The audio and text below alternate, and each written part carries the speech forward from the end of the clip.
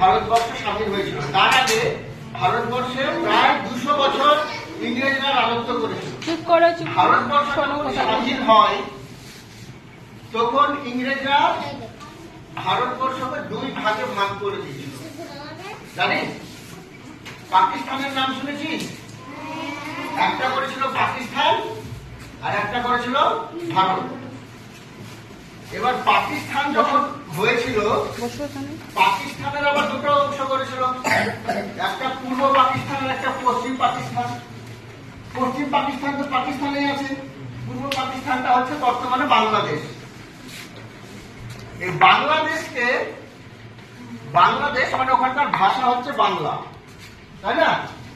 এই বাংলাদেশকে এই আমাদের পশ্চিমবঙ্গ একসময় ইংরেজের প্ল্যান ছিল যে বাংলা ভাষার যতগুলো আছে সবগুলোই একটা দেশের মধ্যে ঢুকিয়ে দেবো, সেটা হচ্ছে পূর্ব পাকিস্তান।